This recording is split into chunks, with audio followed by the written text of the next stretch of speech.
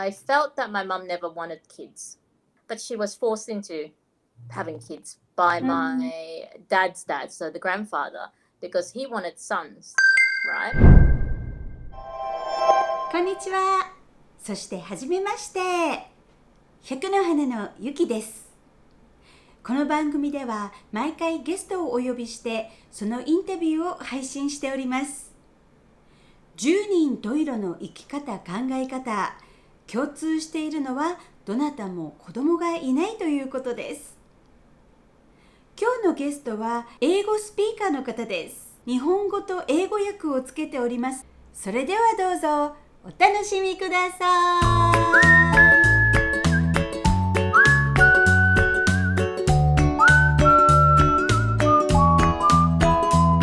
Hello! Thank you for being here today. Is it hot outside? It's summer, right? It is summer, but we're in the morning, so it's quite cool. Okay, so let's get started. Can I ask you your age and where do you live? My age is 40. I currently live in Slovakia. I'm originally from Australia. Yeah. How's Slovakia like? Slovakia is a very interesting place. They're Eastern European, so it's a Slavic culture. They are very much in touch with nature. They have a connection with Mother Earth, herbal medicine, following the seasons. So it has been a very good influence. What is your current family structure? I'm married to my partner. She's Slovakian, so I'm in a same-sex marriage. We met in London. We just celebrated our 12-year anniversary. Is how we met online. So our marriage, we got married in the UK. However, in this country, because it's very homophobic, there's a lot of stigma. It's a Catholic country, so they did not recognize our marriage certificate. In Slovakia, it's a very traditional family. People don't do friendships. So that's something that I found very interesting. Family is so important. Like family is this family structure of the traditional family, husband, wife, kids, and then that structure is very strong. A lot of people have guilt with taking rest. They have guilt to go on a holiday. They have guilt to look after themselves. Their whole mission is to work for their children. That's self-sacrifice. One of my favorite thing in Australia, they welcome your friends to family occasion. It's Australia is very friend dynamic. Like back in my restaurant where you've been to, where most of the women would always meet up. They can release whatever maybe stress or drama they have, Whereas here, there's a lot of repression. Okay, so question one, how do you currently have no children? Well, before when I was younger, I guess I never ever wanted my own child in a sense of I never ever wanted to be pregnant. The whole idea of being pregnant, but I have a very low pain threshold. I have a very extremely low pain threshold, but I wanted children at one stage, as in I always imagine maybe my partner will have children. Yeah, in my previous relationship, my partner was straight and then she was with me, but then she went back to being straight.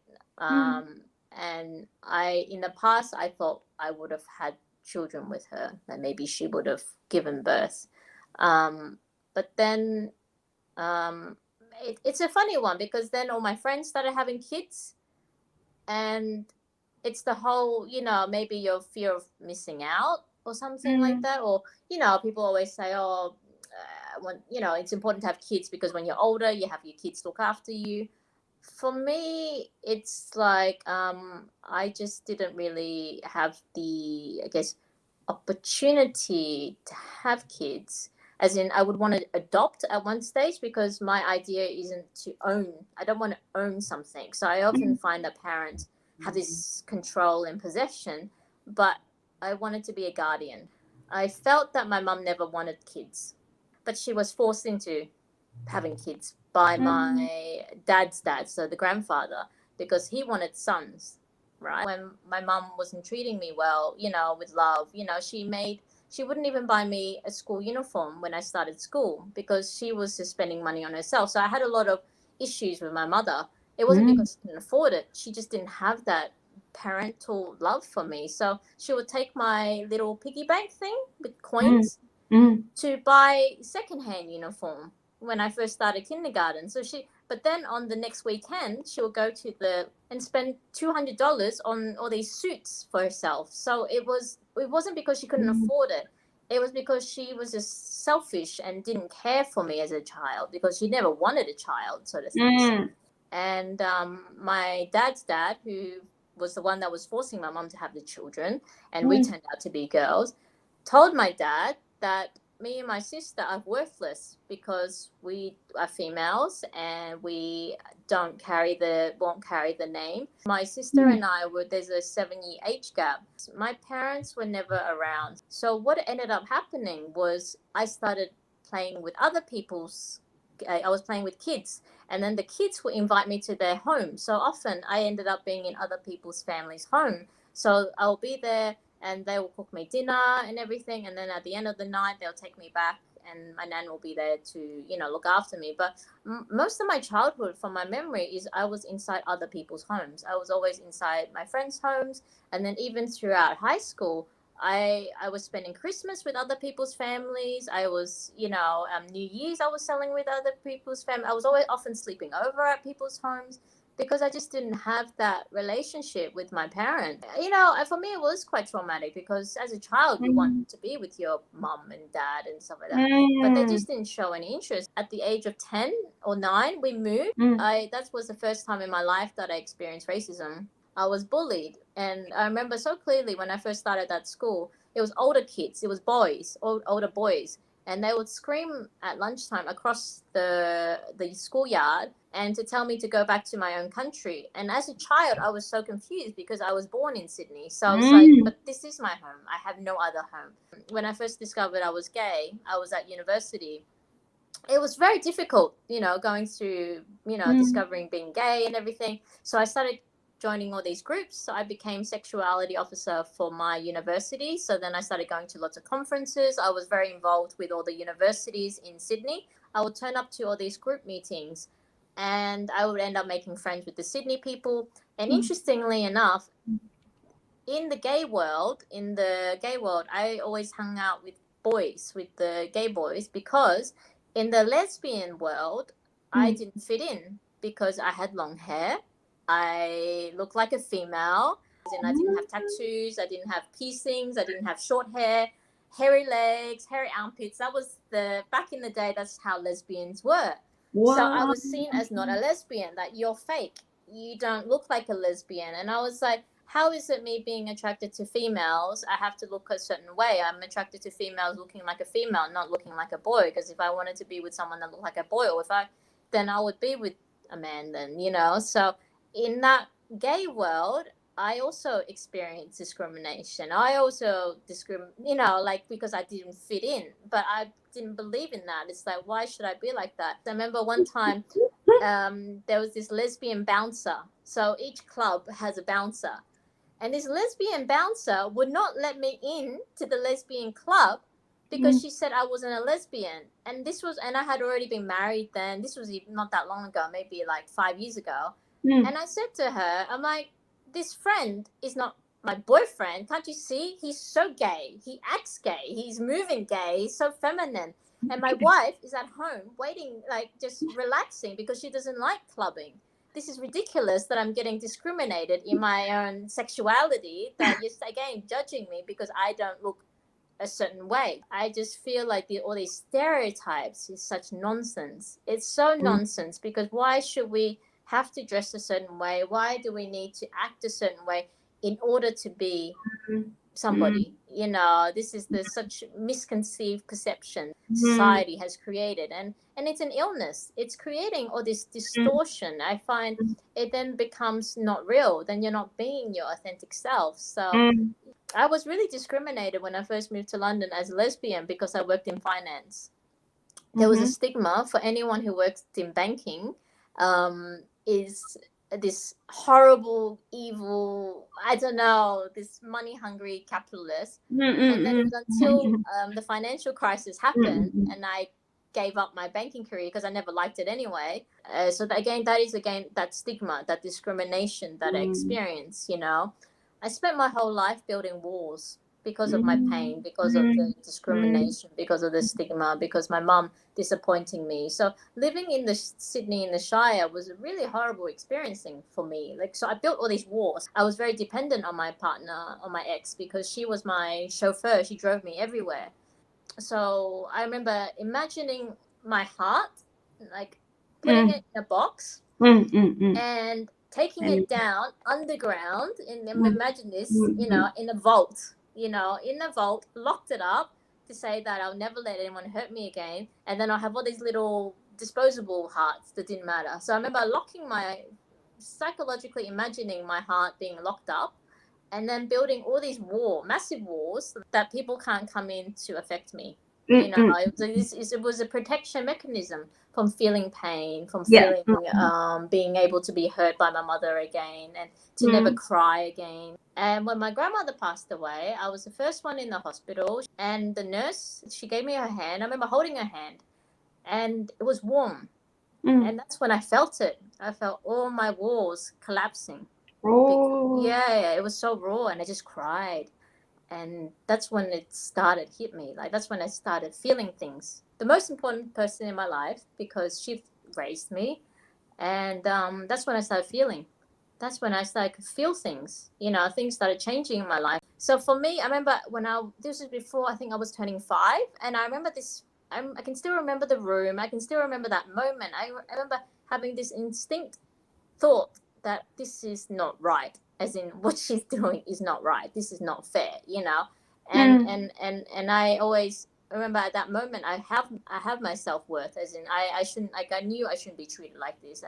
So for me, I think that difficulty of my childhood has actually made me be able to deal with so-called stereotype stigma, because I've gone through it all, and I always stood up and knew my self-worth. I knew, who I was. I didn't need somebody to tell me that I'm worthy. So I feel like it's definitely helped me with my adulthood, especially now as well, with what's happening with everything in the world and all the divide. I mean, it's made me more happy and understanding more on life, as in to not have children isn't necessarily having this perfect family. It's just, again, for me, I see it as, why should we all be homogenized? Why should we all live in the same family structure? The whole world, we're all individual. What is the definition of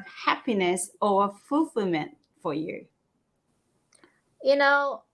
And for me now, my happiness, when you talk about happiness, is I'm so grateful to be able to breathe. The reason why I say this, because, during COVID, so many people had lung problems. I'm so grateful to be alive. I'm so grateful to be able to just enjoy my life. And despite whatever that's happening, that's coming in the world, that certain people trying to create or whatever, I'm just glad that I have this moment, and if we die tomorrow, that's okay, because I don't fear death, We all have different experiences, and we can contribute in different ways. And for me, we talk about being childless, but currently I don't feel childless because I have a cat. I see her as my child because I worry about her. I'm overprotective of her, And also with my garden, I'm also treating my plants like my babies, because I birthed them from seed. So I've been looking after them from seed, and I'm watching them grow. So it's this beautiful connection with Mother Earth. It's this beautiful connection with the animal world.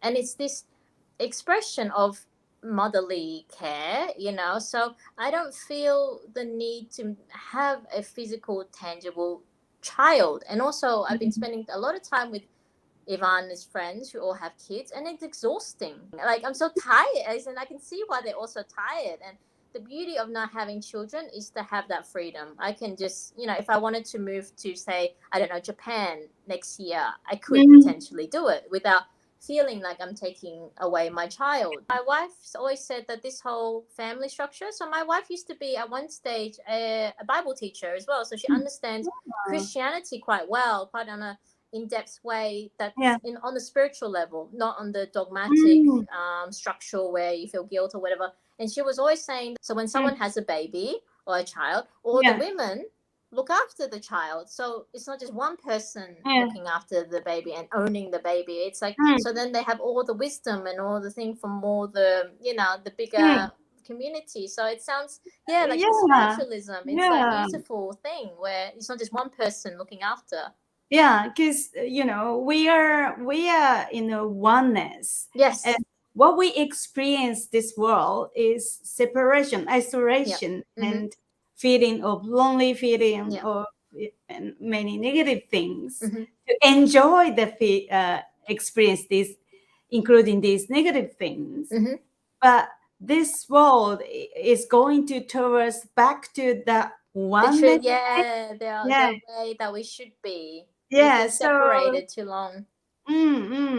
Don't have to be so sad about not having children your own, and one day the world became the one used to be. You can kind of feel it where it's heading, but sometimes I feel like it's heading too slow. Sometimes I feel like it's heading too fast in regards to the bad things. Like obviously the bad things need to show up for people to realize, to choose a different way of life, but at the same time it's uncomfortable, the uncomfortability of change, so but I do feel like, this is why when you were talking about this childless thing, I really thought about this in the sense of, for me, this whole traditional family stuff, like as for me, like I never had that parental love as a child, but I had all these parental love from other people, my friends' parents. They were all looking after me. They were cooking for me and inviting me over to their home. So I felt family. So for me, I always had this experience of strangers, connection with strangers, to then become this connection of, like you say, oneness, that it doesn't need to be blood in order to be family. Family is a connection, and this is why whenever I do have an opportunity, I would help a stranger. Like often my friends in the past would say, oh, why would you help this person when they're a drug addict, and then if they in financial need, they're never going to pay you back. Why would you do that? Because you're not going to get it back. And it's like, well, it's not about that. It's like, if I'm in the position, I can help. If they don't return the money, that's okay. But at the time when I was doing my business and I was doing well, I could share it. What is money anyway? Money is just a tool. Money can come and go anytime. Like what's happening now? Like 1 minute, the money can just disappear because of the financial crisis or whatever. So it's like, if I can help people, I want to help, because that's the opportunity. And this is what I'm learning a lot about the spiritual community, is all about service to others. It's that oneness. The more you share, the more it more expands, the more it gives, and if everyone even just take the chance to just love themselves first and then help whatever you can help in your surrounding area, we can change the world. That's the beautiful thing.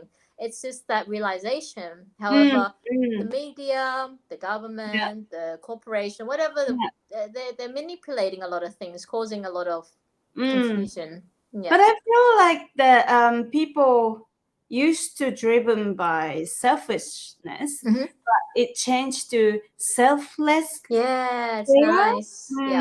It is changing. This is why I feel like I have more purpose in life now. Like, as in, I don't need to have a physical child. As in, I can give and mother or support wherever I can, because that's what I want to do. I want to be able to help people, share, and I feel like I see a lot of my friends with kids. Their life is just child, if that makes sense. Their life is just child, and they don't have any space for anything else. And I feel like, well, in the world you need to have balance. Some people have children, some people don't, and I feel like I'm not supposed to. Well, not that I'm not supposed to, but I feel like I have other purpose in life. Same, yeah. So you're happy now to be childless? I am so happy. I'm accepted. Cool. Yeah. It's really nice that you resolved that. Yeah. Yeah, so it's nice. So I'm happy. Yeah. Interesting. So interesting. Yeah, so I don't need to have a child coming through me. Yes. take a part of me, if that makes sense. I don't need that. Yeah. That's my conclusion of this journey. Yeah, for sure. Wow. It's nice when you finally realize, I feel, because often, like you say, culture, society creates all these rules, but we don't need to follow rules. If we're good in our heart and we're doing good things, we don't need to follow some rule that somebody made up. Yeah. Wow. I hope next time we can catch up in Japan and yeah, definitely. Yeah, because I want to go and research about the hot spring, the onsen. Oh yeah, because I want to build one day my career. One of my goals is to build a wellness retreat, so a natural wellness retreat to heal people, because I'm seeing a lot of people suffering with their health everywhere. So I want to be able to build something to help people's health and mind, mental, everything, spiritual. Exciting. Okay, thank you so much for your time. Thank you. Yeah, I hope this helps. It is. I'm so happy and fulfilled. Oh, thank you. Yeah. I'm really happy that I got to participate, because I really feel now more than ever I just want to be able to share my story to maybe help other people. Oh, thank you. Thank you for being open and honest. I think it's so important to be open and honest with any experience, because there is no shame. This is part of life, No. Even if you've done bad things in the past, it's so important to admit it. Because if you hide it and repress it, it's going to follow you to your next life and your next life, Yeah. It's all treasure. We're not perfect. We're all learning in this journey, and it's okay to have flaws. It's okay. This perfection is a delusion, I think. Yes, definitely. But Asian culture, I'm wishing to be perfect. Yeah, so despite all the racism or discrimination I experienced in Australia, I also experienced a lot of acceptance. People accept you for who you are, not what career you have. They don't accept you for who you are, not what grades you got in your test, which is in Asian culture. So I feel I feel really blessed to have been born in Australia, because I wasn't trapped in that culture of Chinese, Yeah. Okay, thank you so much. Thank you. Bye. Bye. いかがでしたでしょうか。彼女のお母さんは子供が欲しくなかった。義父に言われ仕方なくビオラを出産したそうです。そしてその思い通り、ビオラの母親は出産後もその母性愛を見せることはなく、自分の高級の洋服を買えても、娘の制服を買うのは娘の貯金箱から集めたお金で古着で買ったそうです。両親ともに経営していた仕事が忙しく、ビオラはおばあちゃんに育てられることになりました。そしてビオラはさまざまな差別を受けていくことになるのです。中学の頃、アジア系オーストラリア人だったビオラは高学年の男子に国に帰れと言われたり、大学時代には自分はレズビアンではないかと認識するようになり、そしてそのグループに行くんですが、その中でもレズビアンといういわゆる典型的なそのファッションとは違って、サラサラの髪の毛に正統派といういでたちの彼女をレズビアングループからも偏見を抱かれたそうです。そしてイギリスに移り住み、金融の仕事をすれば、富裕層の金持ちたちにレズビアンという色眼鏡で見られてしまったそうです。その後、自分が経営するオーストラリアのレストランでは、流暢に英語をオーストラリアの英語をしゃべるビオーラではなくて、彼女の妻、パートナーのスロバキア人のちょっと外国人アクセントのある彼女にお客さんはオーダーを取りたがったと言ってました。そしてついにそのパートナーの郷里でもあるスロバキアに移住すると、それはとても違う文化で、家族が中心となる考え、要するに友達だったり家族以外の人っていうのは少し二の次になってしまうというかね。で、さらに同性婚というものにも理解が少なく、またビオーラは少数派として生きることになるのです。そしてビオラがはっきり今でも覚えてるって言ってたのが、彼女が5歳になった頃、あまりにも両親からの愛情を感じられなく、一人で部屋にいた時に、私は価値があるんだ。間違ってるのは私ではなくて、私を正当に育ててくれてない両親に問題があるんだってセルフヘルプ、自分を救ったそうです。この確信がその後のこの度重なる差別に立ち向かえた強さとなるんですね。そしてそれを支えるかのように、彼女はパンドラのボックスを自分自身に作ります。自分が感じるさまざまな思い、辛いこと、寂しいこと、孤独を感じること、そんな思いをね、全部このパンドラのボックスに入れて、鍵をかけてね、まるで地面に埋めてしまうような、もう二度と見なくて済むからねっておっしゃってました。ところがある日、おばあ様が臨終を迎えた頃、ビオラはその病室でおばあさんの手を握った瞬間に、しまい込んでいた感情という感情が一気にまた溢れ出てきたと言ってました。おばあちゃんは私をいつも愛してくれていた。そしてそれはおばあちゃんだけじゃなかった。両親が育ててくれなかった代わりに、彼女の友達のご両親だったり、他の大人がビオラに食事を作ってくれたり、お正月やクリスマスはまるで自分の家族のように受け入れてくれていたって。そして差別を受けていたオーストラリアだったけれども、よく考えてみれば完璧を求めるね、アジアの文化ではなく、解放の文化でのびのびと生きれたのはオーストラリアのおかげだっておっしゃってました。それが彼女の中で何から何まで感謝に変わっていくんですね。その感謝が始まると、たとえ子供がいなくても猫を育てたり植物を育てるという喜びを感じ、そして忙しい子育てがある親の代わりに子供がいない自分が何をできるだろうか。みんなストレスが溜まってるから、私は何か施設を作ってね、ヨガだったり温泉だったりを提供できたらいいなって言ってました。ピオーラの花言葉、私のことを思ってこんな風に思い続けた幼少期。そのビオーラが一番欲しかったものは、それは母親から父親からの愛情でもあり、同級生からの理解でもあり、社会からの自分という人間を受け入れてほしいというものだったと思います。こんな経験をしたビオーラだからこそ、彼女の目指すこの癒しのビジネスには、愛が欲しい子供、自分を受け入れてほしい大人で大にぎわいになるんじゃないでしょうか。私の知るビオーラってね、本当にね、ビジネスセンスが長けてるんですよ。何をやっても成功しちゃうし、すごい人気店になるんです。